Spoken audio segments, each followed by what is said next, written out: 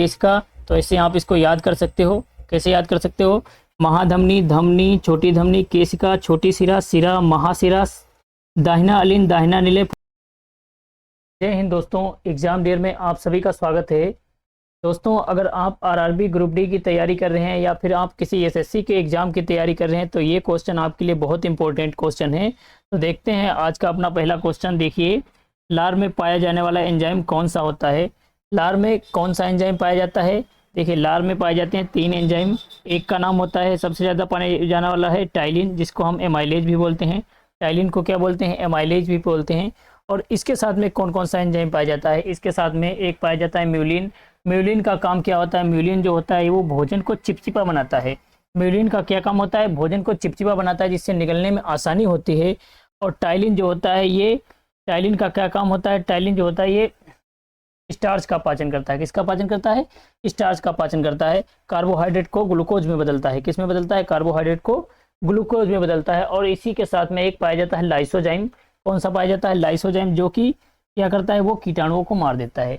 तो लार में जो होता है कीटाणु वहीं मर जाते हैं। बच्चों में आप लोगों ने देखा होगा लार अधिक पाई जाती है। भगवान बहुत भाई शक्तिशाली थे और उनकी अलग ही माया है, इसीलिए बच्चों को ज़्यादा लार बनाने की क्षमता थी, क्योंकि बच्चे जो पा जाते थे वो खा लेते थे।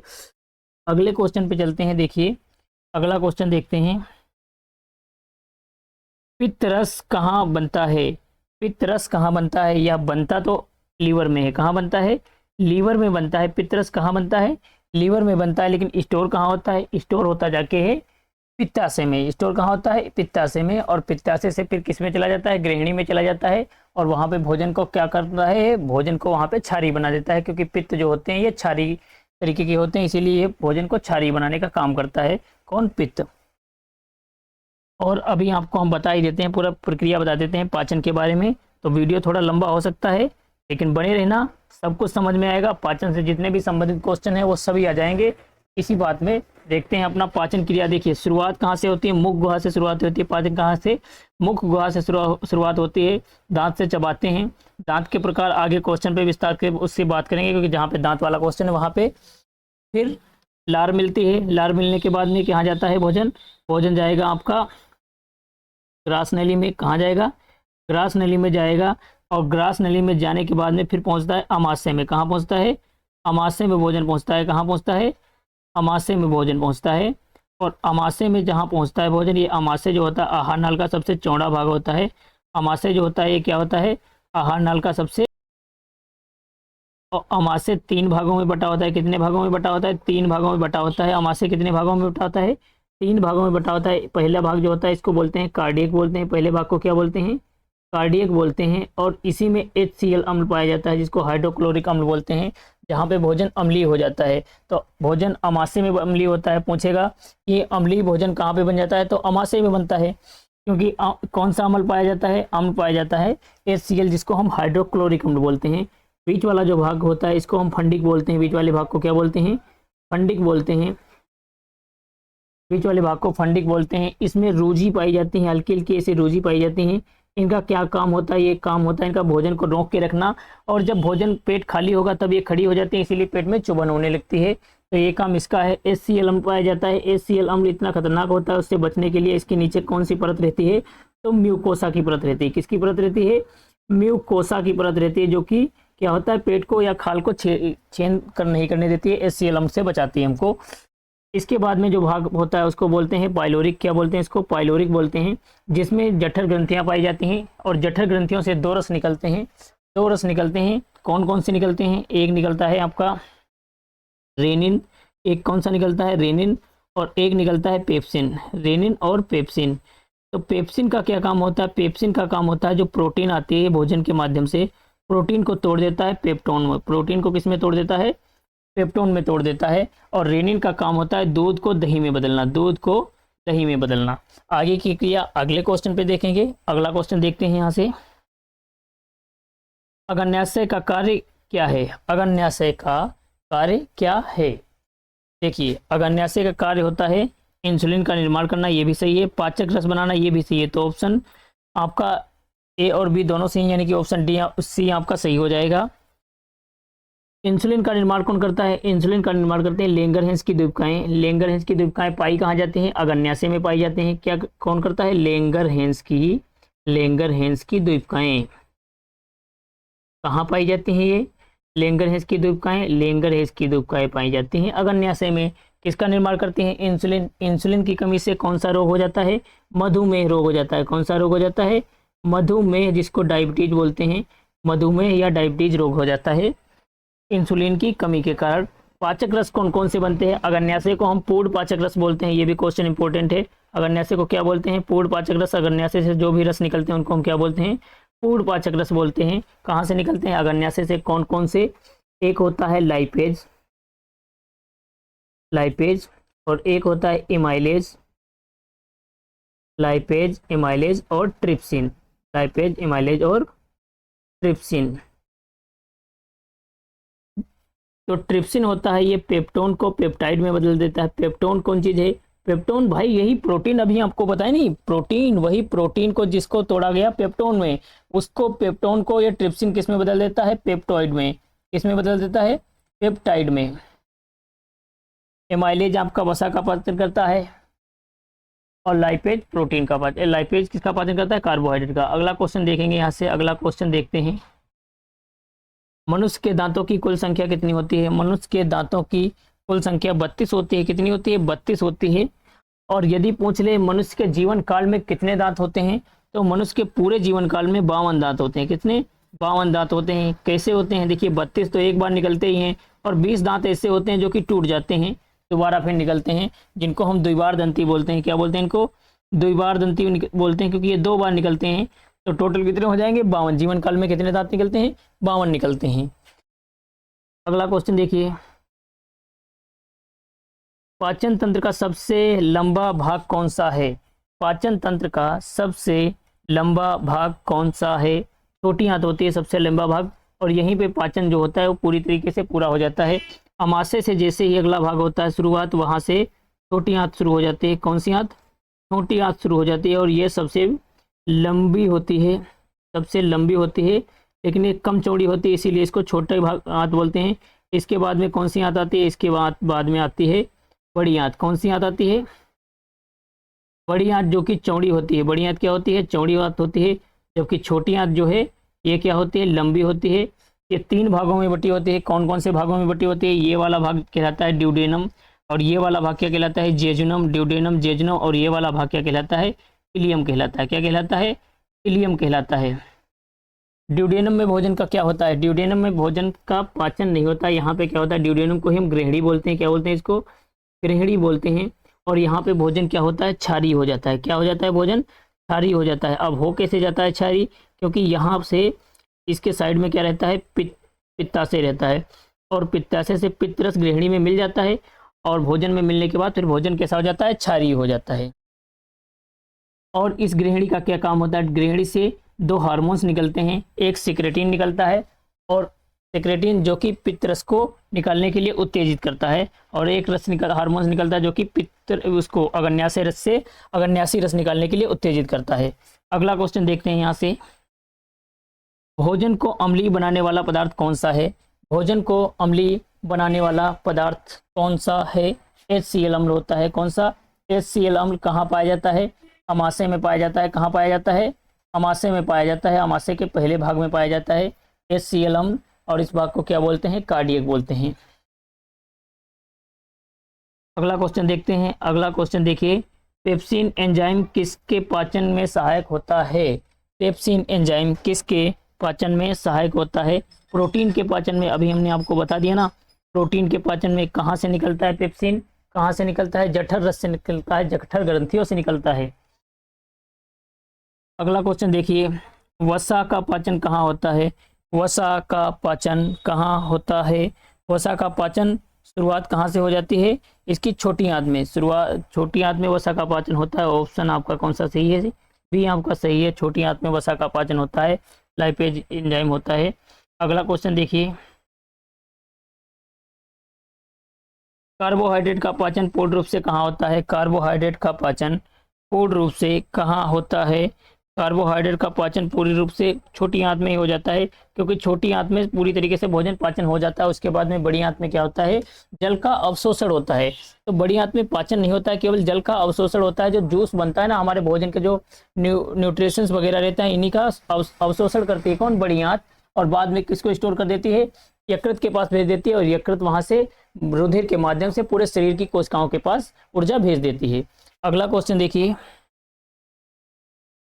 लार ग्रंथियां कितनी होती हैं। लार ग्रंथियां कितनी होती हैं, 3 जोड़ी होती हैं। कितनी होती हैं, 3 जोड़ी होती हैं। कौन कौन सी होती हैं, पैरोटिड, सब मैंडिबुलर और सब लिंगुअल। पैरोटिड जो होती है, पैरोटिड ग्लैंड होती है, मुख्य लार ग्रंथि है। पैरोटिड मुख्य लार ग्रंथि है। पैरोटिड जो है ये मुख्य लार ग्रंथि है। और यही जब संक्रमित हो जाती है तब गलसुआ नाम की एक, देखा होगा गाल फूल जाते हैं, उसको हम क्या बोलते हैं, गलसुआ बोलते हैं या मम्स बोलते हैं। क्या बोलते हैं, मम्स बोलते हैं। तो ये किसकी वजह से होता है, पैरोटिड जब संक्रमित हो जाती है तब। और ये पैरोटिड जो होती है, जो सांप में क्या होती है, जहर का काम करती है। पैरोटिड ग्रंथि जो होती है सांप में जहर का काम करती है। 3 जोड़ी मनुष्य में पाई जाती हैं। 3 जोड़ी मतलब 3 बाईं साइड में, 3 दाईं साइड में, टोटल 6 हो जाती हैं। कहाँ, लार ग्रंथियां। बड़ी आंत का मुख्य कार्य क्या है, बड़ी आंत का मुख्य कार्य जल का अवशोषण करना है। अभी हमने आपको बता दिया मुख्य कार्य क्या है, जल का अवशोषण करना। अमाशय में कौन सा अम्ल पाया जाता है, हाइड्रोक्लोरिक अम्ल पाया जाता है।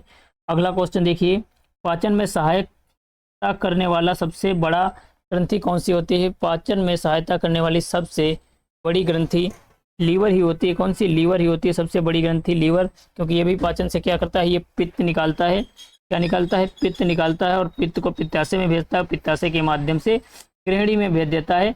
और गृहिणी में क्या हो जाता है, भोजन फिर अम्लीय जो था उसको क्षारीय बना देता है। छोटी आंत में कौन सा रस पाचन में मदद करता है। छोटी आंत में कौन सा रस पाचन में मदद करता है।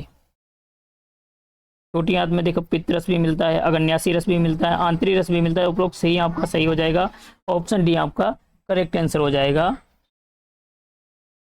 एमाइलेज एंजाइम किसके पाचन में सहायता करता है। एमाइलेज एंजाइम किसके पाचन में सहायता करता है, कार्बोहाइड्रेट के। किसके, कार्बोहाइड्रेट को स्टार्च की शर्करा में बदल देता है, जो स्टार्च के रूप में आता है, जिसको हम क्या बोलते हैं, गांव देहात में उसको क्या बोलते हैं, मंड या माड़ बोलते हैं।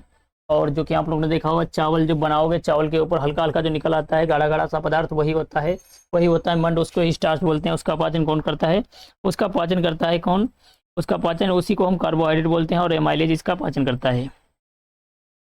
मानव शरीर में सबसे बड़ा अंग कौन सा है। मानव शरीर का सबसे बड़ा अंग त्वचा होती है। अंग की बात करेंगे तो त्वचा होती है, जो कि विकल्प में नहीं दिया है। तो यहाँ पे सबसे बड़ा अंग हो जाएगा आपका लीवर, क्योंकि सबसे बड़ी ग्रंथि की फिर बात हो जाएगी। क्योंकि अगर त्वचा ऑप्शन में दिया होता, अंग पूछ रहा है तो त्वचा हो जाता, त्वचा दिया नहीं है तो लीवर हो जाएगा। वजन और आकार में सबसे बड़ा होता है। अपचित भोजन शरीर के बाहर किस मार्ग से निकलता है। अपचित भोजन शरीर से किस मार्ग से निकलता है, मल द्वार निकलता है। किससे, मल द्वार द्वारा निकलता है।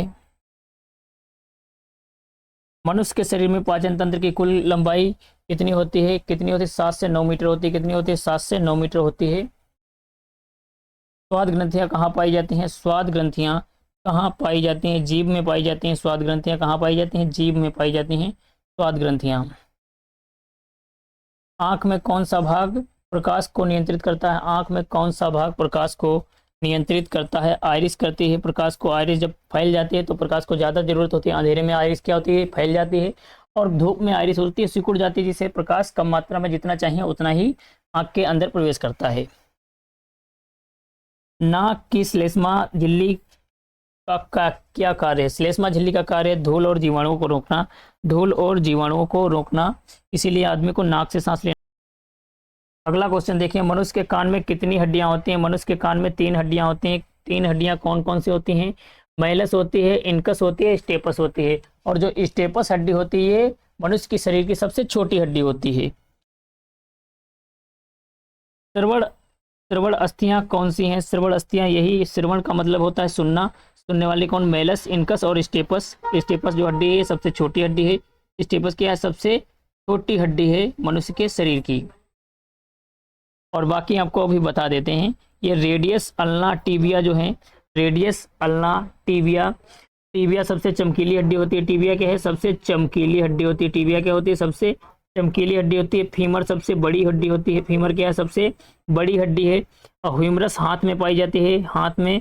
पेल्विक और केल्विक, केल्विक क्या है? ये सबसे कमजोर हड्डी होती है। केल्विक क्या है? सबसे कमजोर हड्डी होती है, जो जिसको हम लोग देहात में क्या बोलते हैं? हंसिया बोलते हैं। जो गले के नीचे दो टाइप में रहती ना, उबरी उबरी से, वही उनको बोलते हैं केल्विक। अगला क्वेश्चन देखते हैं। अगला क्वेश्चन देखिए, आंख का लेंस कैसा होता है? आंख का लेंस कैसा होता है? तो भाई आंख का जो लेंस होता है या उत्तल लेंस होता है, कैसा होता है? उत्तल लेंस होता है।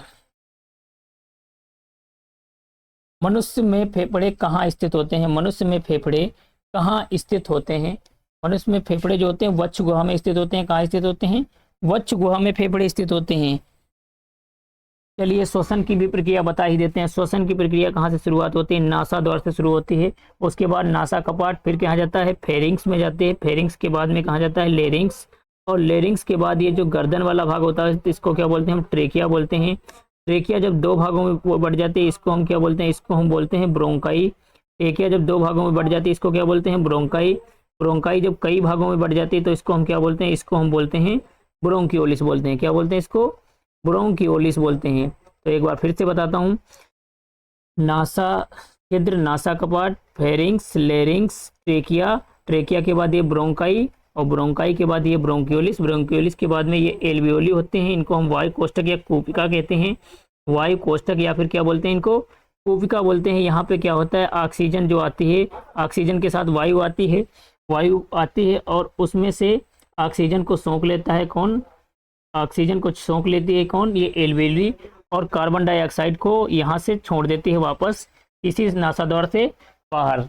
तो सांस के माध्यम से कौन कौन सी सांस आती है? देखिए, जो नाइट्रोजन होती है, नाइट्रोजन 78% आती है। कितनी? 78% आती है। 21% ऑक्सीजन आती है। 21% क्या? ऑक्सीजन आती है। और क्या आता है? ऑक्सीजन के बाद में फिर क्या आता है? 21% ऑक्सीजन आता है। कार्बन डाइऑक्साइड भी आती है 0.03%। लेकिन लौटते समय क्या होता है? जो नाइट्रोजन है पूरी की पूरी लौट जाती है। 17% ऑक्सीजन लौट जाती है और 4.6% क्या लौटता है? कार्बन डाइऑक्साइड लौटती है। तो ये काम होता है। ये आपके फेफड़े हो गए, कहाँ रहते हैं? वक्ष गुहा में रहते हैं। वक्ष गुहा में रहते हैं। एक साइड में क्या होता है? एक साइड में दो भाग होते हैं, दो कोप होते हैं, लोब बोलते हैं इसको। और एक साइड में कितने? 3 लोब होते हैं। तो टोटल 5 लोब होते हैं। किसमें? फेफड़े में। अगला क्वेश्चन देखते हैं, दाएं फेफड़े में कितने लोब होते हैं? तो दाएं फेफड़े में कितने लोब होते हैं? दाएं साइड में 3 होते हैं और बाईं साइड में आप लोग जानते हो बाईं साइड में हृदय होता है। और यही कारण है कि हृदय की साइड में फेफड़े में 2 लोब होते हैं। कुल मिला के टोटल 5 लोब होते हैं, जो कि अभी मैंने आपको बता दिया। अगला क्वेश्चन देखते हैं, श्वसन का नियंत्रण कहाँ से होता है? श्वसन का नियंत्रण जो होता है मस्तिष्क के मेड्यूला ऑब्लांगेटा से होता है। कहाँ से होता है? मेड्यूला ऑब्लांगेटा से होता है। श्वसन का नियंत्रण कहाँ से होता है? मेड्यूला ऑब्लांगेटा के माध्यम से। नाक से श्वास लेने का क्या लाभ होता है? नाक से सांस लेने का क्या लाभ होता है? हवा गर्म साफ होकर फेफड़ों में जाती है। तो ऑप्शन ये आपका सही हो जाएगा। गर्म और साफ होकर कहाँ जाती है? फेफड़ों में जाती है। इसलिए आप लोगों ने देखा, जो रेस के लोग होते हैं वो लोग अक्सर नाक से ही ज़्यादा सांस लेते हैं। और सभी को नाक से ही सांस लेना चाहिए, क्योंकि इसके अंदर बाल पाए जाते हैं। म्यूकस, म्यूकस नाम का एक पदार्थ पाया जाता है, जो कि धूल कण को सबको रोक के रखता है। श्वसन क्रिया कहाँ पर होती है? श्वसन क्रिया कहाँ पर होती है? श्वसन क्रिया होती है कोशिकाओं में। कहाँ होती है? कोशिकाओं में होती है श्वसन क्रिया। कहाँ पे होती है? कोशिकाओं में होती है श्वसन क्रिया। अब आप लोग बोलोगे कोशिकाओं में कैसे हो गई? तो कोशिकाओं में ही होती है भाई। ऑक्सीजन को आवश्यकता कहाँ पे होती है? ऑक्सीजन की असल में फेफड़े को आवश्यकता नहीं है, आवश्यकता होती है कोशिकाओं, जिसको हम क्या बोलते हैं? सेल बोलते हैं। जो हमारे शरीर में करोड़ों सेल हैं, क्योंकि पूरा शरीर करोड़ों सेल से मिलकर बना हुआ है। और सेल को ऊर्जा बनाने के लिए सेल में एक पाया जाता है माइटोकॉन्ड्रिया। क्या पाया जाता है? सेल के अंदर माइटोकॉन्ड्रिया पाया जाता है। और माइटोकॉन्ड्रिया को आप लोग जानते हो, इसको ऊर्जा गृह बोलते हैं, क्योंकि यहाँ पे क्या होता है? ऊर्जा बनती है। ऊर्जा बनने के लिए यहाँ पे जो भोजन से अवशोषण ग्लूकोज पहुँच जाता है, ग्लूकोज पहुँच जाता है। ऐसा ग्लूकोज पहुँचता है जो हमारे काम का नहीं होता है। तो ग्लूकोज को ऊर्जा में बदलने के लिए, इससे रिएक्शन कराने के लिए ऑक्सीजन की ज़रूरत पड़ती है। इसीलिए श्वसन की क्रिया जो होती है वो सेल के अंदर माइटोकॉन्ड्रिया में होती है। इसीलिए कोशिकाओं में श्वसन की क्रिया होती है। हमने आपको क्या बताया था, कहाँ तक पहुंचा दिया था, ऑक्सीजन एल्वियोली तक पहुंचा दिया था ना। और एल्वियोली तक रुधिर के माध्यम से आता है, जो कार्बन डाइऑक्साइड मिक्स वाला खून होता है ना, उसको लेके आता है। और उसके बाद में जानते हो हृदय के माध्यम से आएगा। हृदय के माध्यम से आने के बाद में फेफड़े में आता है ना, दाहिने अलिंद में जाता है खून। कैसे जो अशुद्ध रक्त होता है दाहिने अलिंद में जाएगा। दाहिने अलिंद के बाद में फिर कहाँ जाएगा, दाहिने अलिंद के बाद में दाहिने नीले में जाएगा। वहाँ से फिर फुसफुस धमनी की सहायता से फेफड़े में जाता है ना खून। और यहाँ पे एल्वियोली में मिलती है ऑक्सीजन। ऑक्सीजन मिला हुआ खून फिर कहाँ पहुँचता है, ऑक्सीजन मिला हुआ खून आपको पहुँचेगा बाएं अलिंद में, और बाएं अलिंद से बाएं नीले में पहुँचेगा। और इस नीले के माध्यम से जो ऑक्सीजन है रुधिर के माध्यम से कहाँ पहुँच गई, बाएं नीले में, जो कि हृदय का एक भाग होता है। और बाएं नीले से जब पंप होता है तो पूरे शरीर में पहुँच जाता है खून। पूरे शरीर में खून पहुँच जाता है। और उस पूरे शरीर में खून जाता कहाँ है, कोशिकाओं के पास पहुँचता है, क्योंकि शरीर जो है पूरा कोशिकाओं का ही बना हुआ है। और वहाँ पर श्वसन की क्रिया प्रारंभ होती है। फिर ऊर्जा मिलती है और उस ऊर्जा से हम लोग उपयोग करते हैं, कामकाज करते हैं, जहाँ उसको खर्च करते हैं। एक स्वस्थ व्यक्ति के हृदय की धड़कन प्रति मिनट कितनी होती है, प्रति मिनट 72 बार होती है। कितनी बार होती है, 72 बार धड़कता है एक स्वस्थ मनुष्य का हृदय। मानव हृदय में कुल कितने वृक्ष होते हैं, कुल 5 वृक्ष होते हैं। मानव हृदय की बात कर रहा है, 4 वृक्ष होते हैं। कितने होते हैं, 4 होते हैं। मुझे लगा फेफड़ा का पूछ रहा है। फिर मानव हृदय में 4 वृक्ष होते हैं। अब बता दूं, जिससे एक ऐसा डिजाइन टाइप पेश कर रहा हूँ, बाकी हृदय ऐसा होता नहीं है। हृदय जो है 4 भाग होते हैं। इसके कितने भाग होते हैं, 4 भाग होते हैं। और 4 भागों में ऊपर वाला जो भाग रहता है वो अलिंद कहलाता है। ऊपर वाला भाग क्या कहलाता है, अलिंद कहलाता है। ऊपर वाला भाग अलिंद।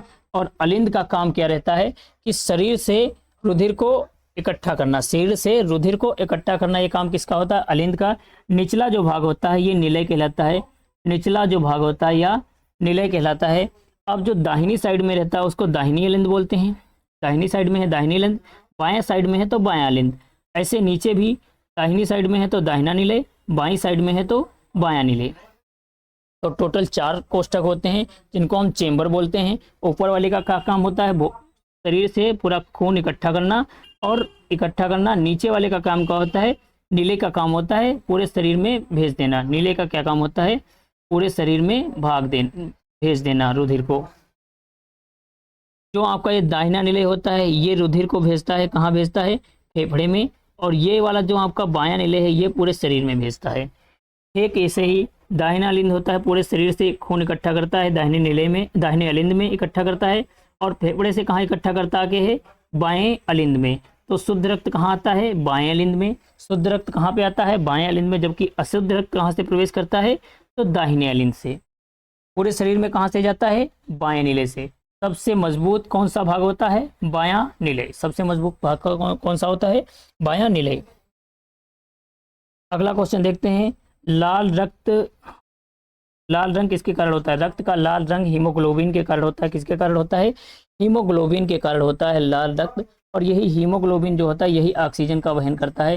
हीमोग्लोबिन ही ऑक्सीजन का वहन करता है। इसके बाद जैसे ही ऑक्सीजन को लेकर चलता है साथ में, तो उसको क्या बोलते हैं, ऑक्सी हीमोग्लोबिन की क्रिया बोलते हैं। अगला क्वेश्चन देखते हैं। मानव शरीर में रक्त की मात्रा कितनी होती है। मानव शरीर में रक्त की मात्रा लगभग 5.5 लीटर होती है। 5 से 6 लीटर वाला ऑप्शन आपका सही हो जाएगा। जो मेल लोग होते हैं, मतलब जो पुरुष लोग होते हैं, उसमें महिलाओं की अपेक्षा आधा लीटर अधिक खून होता है। महिलाओं की अपेक्षा आधा लीटर अधिक खून होता है। और पूरे 1 मिनट में पूरा का पूरा खून लगभग पंप कर दिया जाता है, सही कर दिया जाता है। हृदय में रक्त बाहर ले जाने वाली नलियां क्या कहलाती हैं। रक्त को बाहर ले जाने वाली नालियां क्या कहलाती हैं, और रक्त को अंदर ले जाने वाली, चलो दोनों के बारे में विस्तार से बताते हैं। देखिए पूछ क्या रहा है, ये हृदय अपना बन गया, हृदय बन गया ना, हृदय बन गया। हृदय से क्या कह रहा है, हृदय से बाहर ले जाने वाला, मतलब हृदय से यहाँ से, अभी मैंने आपको बताया था ये कौन सा भाग है, बायां निलय। क्या भाग है ये, बायां निलय।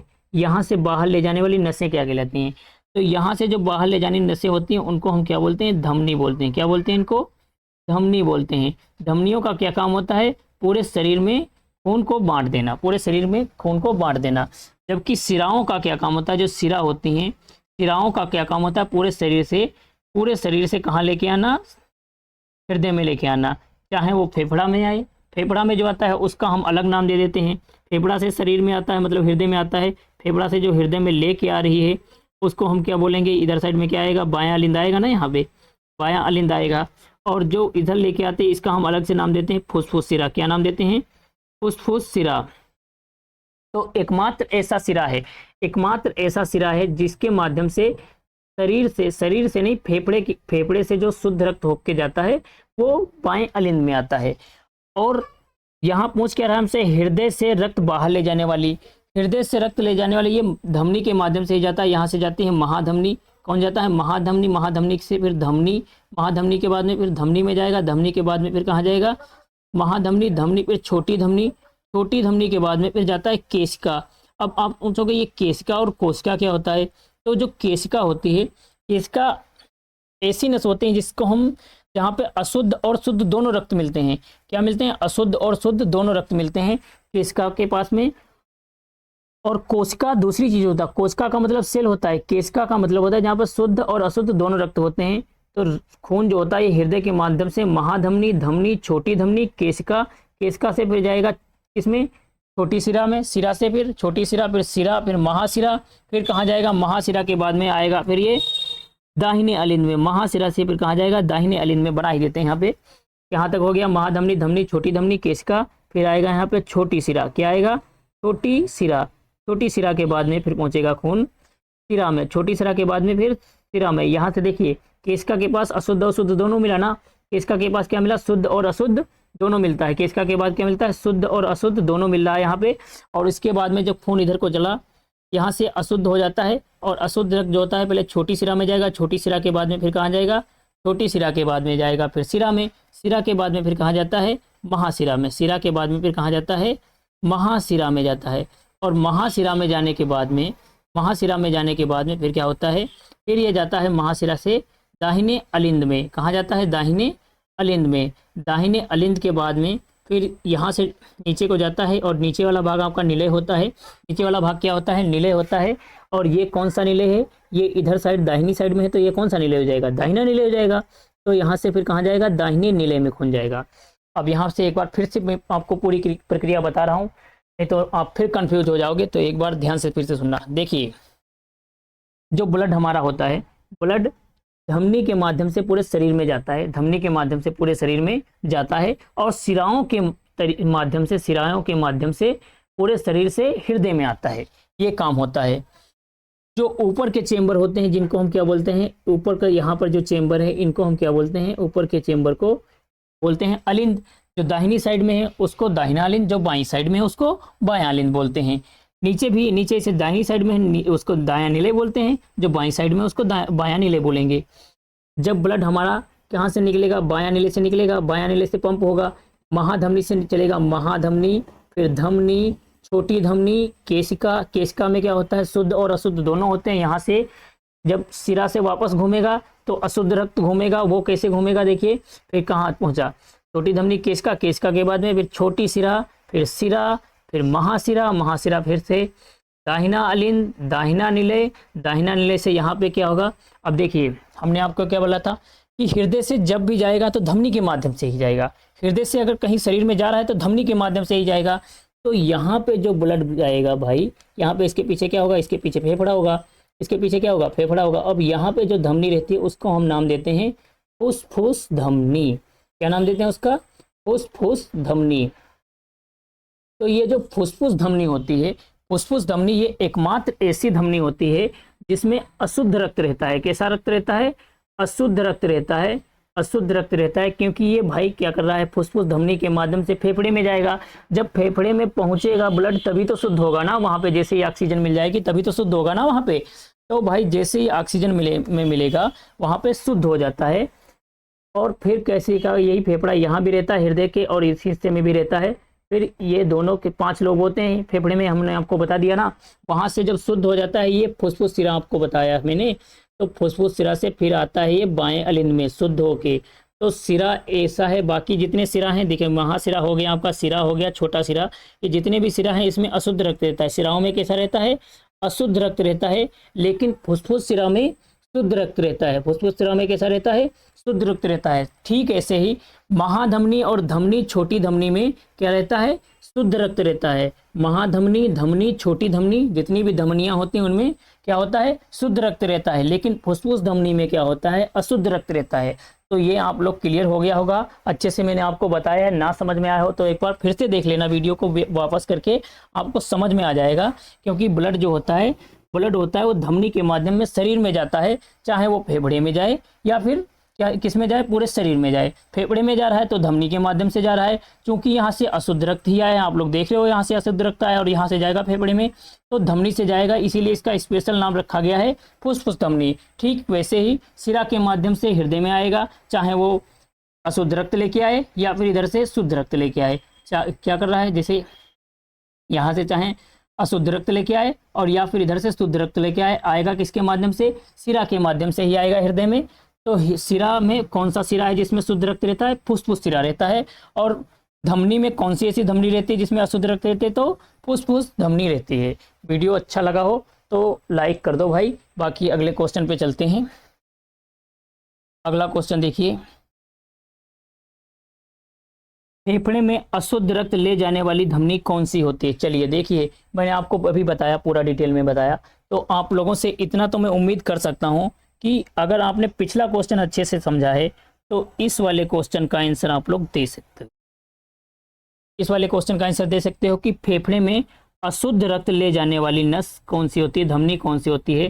फेफड़े में अशुद्ध रक्त ले जाने वाली धमनी कौन सी होती है, इसका नाम आप लोग कमेंट बॉक्स में दीजिए, क्योंकि इतना तो हम भी उम्मीद कर सकते हैं कि आप लोग अच्छे से समझे होगे तो इसका आंसर दे के जाओगे। अगला क्वेश्चन देखिए, शुद्ध रक्त हृदय में कहाँ से आता है। अब ये भी आंसर आप लोगों को देना चाहिए। चलिए हम बताते चलते हैं, नहीं तो आप लोग बोलोगे कि भाई हमसे ही वो सब करवाना है, तो आप क्या कर रहे हो। शुद्ध रक्त हृदय में कहाँ से आता है, बताइए। शुद्ध रक्त हृदय में कहाँ से आता है, कहाँ से आता है। ये हृदय बनाया था ना हमने, हृदय बनाया था, इसे 4 चेंबर बना दिए, 4 चेंबर बना दिए। कहाँ से आएगा शुद्ध रक्त हृदय में, कहाँ से आता है, यहाँ आएगा ना शुद्ध रक्त। ये कौन सा लिंद हो जाएगा, कौन सा लिंद हो जाएगा, बायां लिंद हो जाएगा। कौन सा, बायां लिंद, तो बायां लिंद ऑप्शन आपका सही हो जाएगा। शुद्ध रक्त शरीर हृदय से पूरे शरीर में कहाँ से जाता है, तो बाएं नीले से। नीले जो होता है ये क्या काम करता है, नीले का काम है पूरे शरीर में भेजना। नीले का क्या काम होता है, पूरे शरीर में भेजना। जबकि अलिंद का क्या काम होता है, पूरे शरीर से इकट्ठा करना, फिर चाहे वो फेफड़े से इकट्ठा करे या फिर पूरे शरीर से इकट्ठा करे। अगला क्वेश्चन देखते हैं, हृदय में कौन सा भाग शरीर में शुद्ध रक्त भेजता है। हृदय का कौन सा भाग शरीर में शुद्ध रक्त भेजता है, नीले भेजता है। कौन सा नीले भेजता है, बायां नीले। कौन सा, बायां नीले। रक्त का थक्का जमने में कौन सहायता करता है, रक्त का थक्का जमने में कौन सहायता करता है। रक्त का थक्का जमने में सहायता करने वाले प्लेटलेट्स होते हैं। प्लेटलेट्स के साथ में एक विटामिन भी होता है, इसको क्या बोलते हैं, विटामिन के बोलते हैं। विटामिन के जो होता है ये प्लेटलेट्स में भी पाया जाता है। प्लेटलेट्स और ये सब मिलके क्या कहते हैं, रक्त का थक्का जमाते हैं। इसके बारे में हम रक्त पर जिस दिन कल लाएंगे रक्त पे क्वेश्चन, तो उसके बारे में पूरा डिटेल से बता देंगे कि रक्त में थक्का कैसे जमता है, पूरी प्रक्रिया बताएंगे, एकदम आपकी जुबान पे याद हो जाएगी।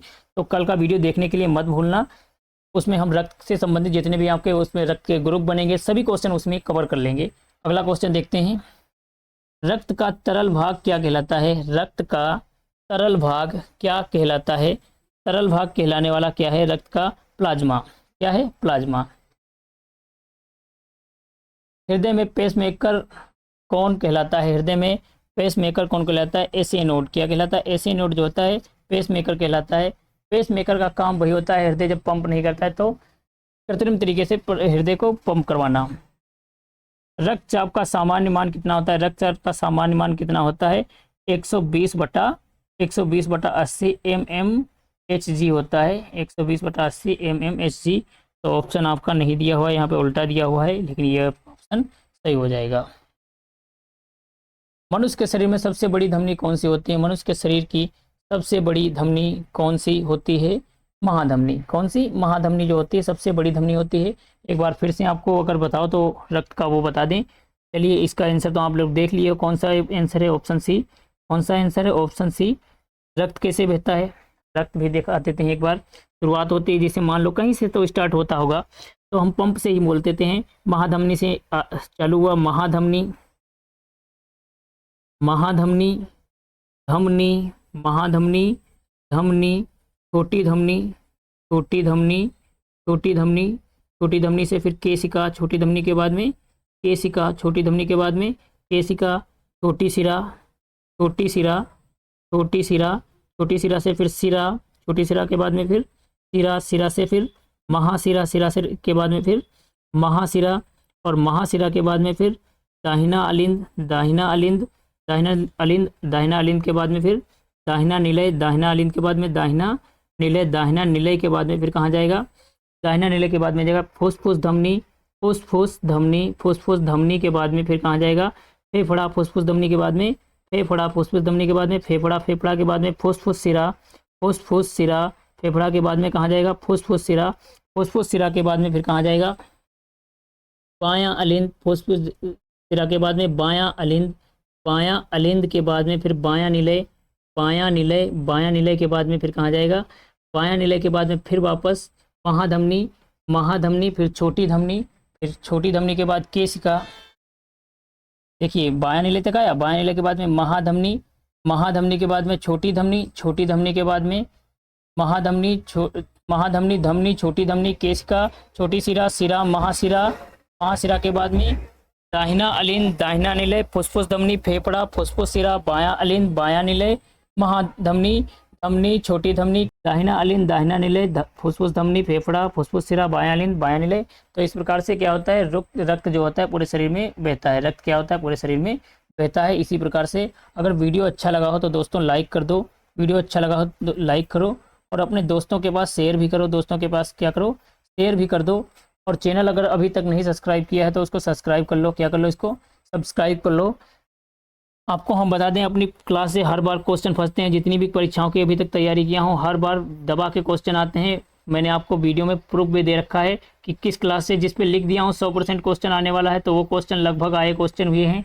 तो इसको हल्के में कभी मत लेना, आप लोग देख सकते हो पूरा का पूरा प्रूफ दिया हूँ वीडियो में, क्यों हमने अभी किसकी इससे पीछे परीक्षा करवाई, उसमें पेट की तैयारी करवाई। इससे पहले पेट की तैयारी में हमने बहुत से क्वेश्चन अपने इसी क्लास से फंसाए थे। ऐसा नहीं है कि वो सिर्फ हमने ही पढ़ाया, सबने पढ़ाया था, लेकिन हमने कुछ ऐसे भी क्वेश्चन पढ़ाए थे जिनके आप लोग उम्मीद नहीं करोगे, और उस पर लिख दिया था कि ये क्वेश्चन आ सकता है, वो क्वेश्चन आए थे। तो वीडियो अच्छा लगा हो तो लाइक कीजिए, दोस्तों के पास शेयर कीजिए, और कल की तैयारी के लिए तैयार रहना, और मिलेंगे कल की क्लास में। धन्यवाद।